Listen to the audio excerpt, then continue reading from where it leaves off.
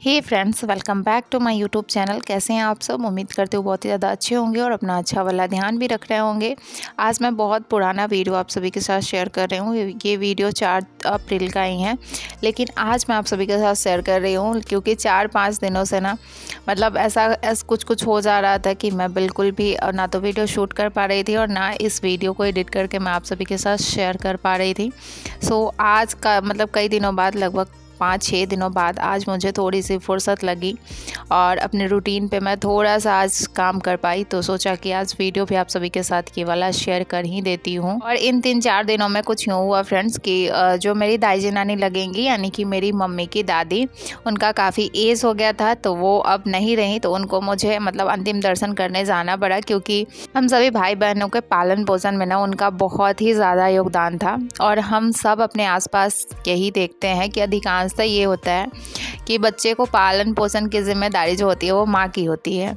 और जब पालन पोषण की जिम्मेदारी माँ की होती है तो अक्सर आप देखते होंगे कि अधिकांशतः ये होता है कि बच्चों को पालने पोसने में ना ननिहाल के लोगों का, नानी का, दादी नानी का, इन लोगों का ना हाथ थोड़ा सा ज़्यादा होता है, योगदान ज़्यादा होता है। क्योंकि ननिहाल के लोगों को ना फ्रेंड्स फ़िक्र होती है अपने बेटी की कि मेरी बेटी अकेले कैसे बच्चे को पालेगी, इसलिए वो मदद करते हैं बच्चे को पालने में। इसलिए अधिकांशतः यही देखा जाता है कि जब बच्चे छोटे होते हैं तो उनको पालने के लिए बच्चे के ननिहाल के लोगों का हेल्प लेना पड़ता है। सो सेम उसी तरह से जब तक हम लोग छोटे थे तब तक हम लोग का ननिहाल में ज़्यादा रहना होता था, क्योंकि वहाँ पे मेरी नानी जी और दादी नानी हम लोगों का बहुत अच्छे से ख्याल रखती थी, अच्छे से हम लोग को मतलब रखती थी, तो इसलिए अधिकांशतः हम लोग वहीं पे रहते थे। लेकिन जब थोड़े बड़े हो गए, पढ़ाई लिखाई करने वाले हो गए, तो फिर अपने घर वापस आ गए और बस अपने ही घर में लगे रह गए। तो वो क्योंकि हम लोग उस टाइम इतने छोटे होते हैं ना कि अपने जो भी हमें पालता पोसता है, चाहे दादी करे या फिर नानी करे, कोई भी करे, हमें याद नहीं रहता है। फिर हमें कोई बताता है कि नहीं तुम्हें इन्होंने बहुत ज़्यादा किया है, तब हमें पता चलता है कि हाँ मतलब इन्होंने मुझे बहुत ज़्यादा किया है। तो उसी तरह मम्मी बताती है कि दादी नानी बहुत हम लोगों को करती थी, तो इसलिए अंतिम दर्शन के लिए उनके चले गए थे। और सच में फ्रेंड्स ये बहुत सौभाग्य की बात मतलब हम लोग के लिए थी कि अभी तक हम लोग की दादी नानी थी। और मम्मी को मैं हमेशा बोलती थी कि मम्मी देखो, हम मेरी दादी नहीं रही लेकिन तुम्हारी दादी अभी भी है, तुम अभी भी दादी वाली हो, तुम कितनी भाग्यशाली हो। इस तरह से मम्मी को हम लोग चिढ़ाया करते थे। लेकिन जैसा कि कोई रहने नहीं आया है, कोई जल्दी चला जाता है, कोई थोड़ी देर से जाता है, तो उनका अब टाइम हो गया था तो वो चली गई हैं हम सभी को छोड़ के, अपना आशीर्वाद दे के। तो इसलिए बहुत ज़रूरी था कि हम उन्हें अंतिम दर्शन करने के लिए जाए। तो मैं सुबह में चली गई थी और एक दिन पूरा वहीं पे लग गया था। और फिर क्या हो जाता है ना कि रिदम टूट जाता है। जो आप रूटीन में काम करते रहते हैं ना, एक बार रिदम टूट जाता है ना तो फिर आपको बहुत प्रॉब्लम होती है। और खास करके आजकल मौसम तो अजीब सा है ही, तो फिर कुछ करने का मन ही नहीं करता है। और 1-2 दिन भी अगर डिस्टर्ब आप हो जाते हैं ना तो उसके बाद फिर बहुत मतलब आपको 2-4 दिन और लग जाते हैं कि आपको फिर से अपने रूटीन पे आने में 2-4 दिन और लग जाते हैं। और जो शादी के बाद जब आप पढ़ाई करते हैं ना, तब ये सारी समस्याएं और भी ज़्यादा आपकी लाइफ में होती हैं, क्योंकि रिस्पॉन्सिबिलिटी इतना होता है ना, और कुछ इस तरीके का रिस्पॉन्सिबिलिटी होता है कि आप छोड़ भी नहीं सकते हैं और इग्नोर भी नहीं कर सकते हैं, आपको करना ही पड़ता है। और जब आप उसको करते हैं तो फिर इधर की आपकी जो जर्नी है वो डिस्टर्ब हो जाती है। लेकिन अब क्या ही कर सकते हैं, इसी में किसी भी तरह जैसे हो पा रहा है वैसे करते करते अपना आगे बढ़ने का प्रयास जो है वो किया जा रहा है। लेकिन सच बता रही हूँ फ्रेंड्स कि इन सारी चीज़ों में ना बहुत फ्रस्ट्रेशन भी होता है।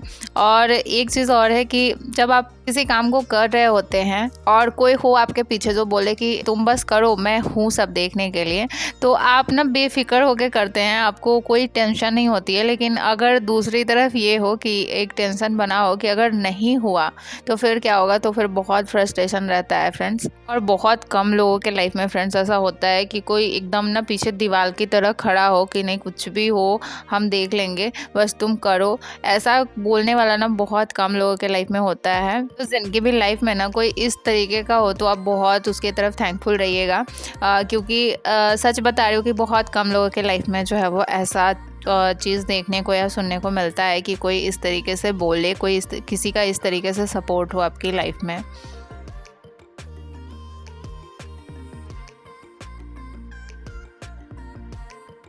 और यहाँ पे मैंने वासु के लिए मंगवाया था स्केट शूज़ स्केटिंग करने के लिए। मैं काफ़ी दिनों से सोच रही थी लेकिन मैं मंगा नहीं पा रही थी। तो अभी इन लोगों का रिज़ल्ट आया था और अंश का बैट खरीदाया था। तो ये भी एकदम सर पे चढ़ा हुआ था कि मम्मा भैया को बैट आया है तो मुझे क्या आएगा, मेरे लिए क्या मंगाइएगा। तो काफ़ी टाइम से मैं सोच रही थी कि यही वाला मंगाऊंगी, तो फिर मैंने ऑर्डर कर दिया था। और ये मैंने फ्लिपकार्ट से मंगाया फ्रेंड्स, और बहुत अच्छी क्वालिटी थी इसकी, क्योंकि मैं मार्केट से भी गई थी देखने। मार्केट में एक तो प्राइस इससे कहीं ज़्यादा था और फिनिशिंग बिल्कुल भी अच्छी नहीं थी, और नीचे जो व्हील लगे हुए हैं वो भी अच्छे से काम नहीं कर रहे थे। लेकिन ये वाला जो मैंने फ्लिपकार्ट से मंगाया ये बहुत अच्छी इसकी क्वालिटी थी, एंड प्राइस भी मार्केट से कहीं कम, मतलब बहुत ज़्यादा कम था, लगभग 200-250 रुपये कम था। तो फाइनली अभी वासु ने इसको पहन लिया है, लेकिन बिल्कुल भी बैलेंस नहीं बना पा रहा था। लेकिन बहुत बार गिरने के बाद, कम से कम 10-15 बार गिरने के बाद इसने धीरे धीरे खुद को उस पर खड़ा होना मतलब कर लिया कि हाँ कम से कम खड़ा हो पा रहा है। लेकिन जब पहना तो बहुत बार गिरा, इतना बार गिरा ना कि पूछिए मत। लेकिन इसको चलाना सीखने के लिए मतलब बच्चे जब शुरू में पहनते हैं तो मुझे लगता है कि गिरते ही होंगे। हम लोगों ने तो कभी नहीं पहना, लेकिन जाहिर सी बात है कि नीचे चक्का लगा हुआ है और अचानक से कोई पहनेगा बिना बैलेंस का, उसको पता नहीं रहेगा तो वो गिरेगा ही।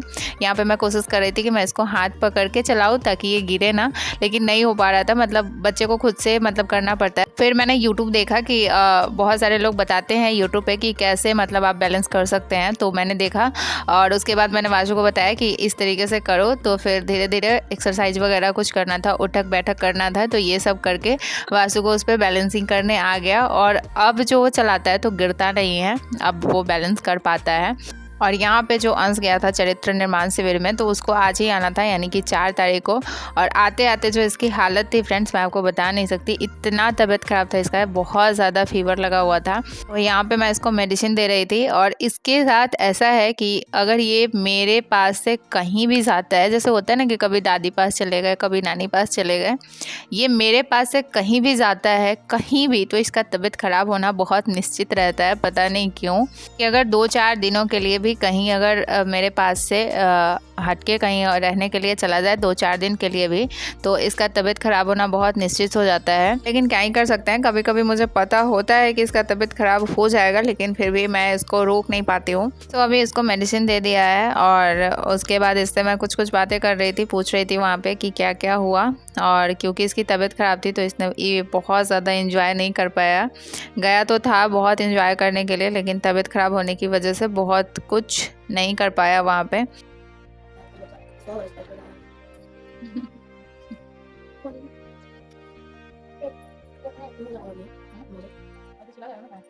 पहले से मैं सोच रही थी फ्रेंड्स कि जब एग्ज़ाम नज़दीक आएगा तो मैं बहुत मन लगा के पढ़ूंगी, बहुत जी जान लगा के पढ़ूंगी, लेकिन फ़िलहाल ना ऐसा कुछ भी नहीं हो रहा है फ्रेंड्स। चाह के भी मैं उतनी देर नहीं पढ़ पाती हूँ, क्योंकि इतनी सारी समस्याएं हैं कि उतनी समस्याएं मैं आप सभी के साथ शेयर भी नहीं कर सकती कि कितनी ज़्यादा समस्याएं हैं लाइफ में।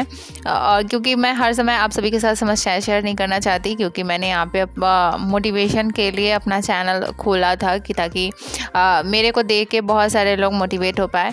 तो अगर हर टाइम मैं अपनी समस्याएं ही आप सभी के साथ शेयर करती रहूँगी तो फिर आप लोग भी एकदम वो हो जाओगे। तो इसके लिए यहाँ पे अब ये रात का टाइम है और मुझे याद नहीं है ये यहाँ पे मैं बैठी थी टेस्ट देने के लिए, क्योंकि टेस्ट अपलोड हो गया था शायद मेटल एंड नॉन मेटल का। मैं 2-3 दिनों से टेस्ट नहीं दे पा रही थी, तो आज मैंने सोचा कि नहीं, मुझे किसी भी तरह इस टाइम टेस्ट को देना है, तो मैं बैठ गई थी देने के लिए। अभी मुझे फ़िलहाल याद नहीं है कि मुझे उसमें कितने मार्क्स आए थे, मेटल या नॉन मेटल का था। ऐसा हो गया कि मुझे याद ही नहीं आ रहा है कि मैं इस यहाँ पर रात में किस चीज़ का टेस्ट दे रही थी, कौन से सब्जेक्ट का। लेकिन मैं यहाँ पे टेस्ट देने के लिए ही बैठी हुई थी। और ऐसा हो जाता है कि 4-5 दिन बाद ना याद नहीं आता है कि 4-5 दिन पहले यहाँ पे मैं क्या कर रही थी। सो वही अभी यहाँ पे मैं देख रही हूँ, तो मुझे इतना पता है कि मैं टेस्ट देने के लिए बैठी थी, लेकिन किसका टेस्ट दिया था, कितना मार्क्स आया था, वो याद नहीं आ रहा है। लेकिन बहुत अच्छा टेस्ट नहीं गया था मेरा। और इस वीडियो को अब मैं यही पेंट करती हूँ। मिलती हूँ नेक्स्ट वीडियो में कुछ नई बातों के साथ, कुछ नई एनर्जी के साथ। तब तक अपना ध्यान रखिएगा, मेरे साथ जुड़े रहिएगा। Bye bye and take care.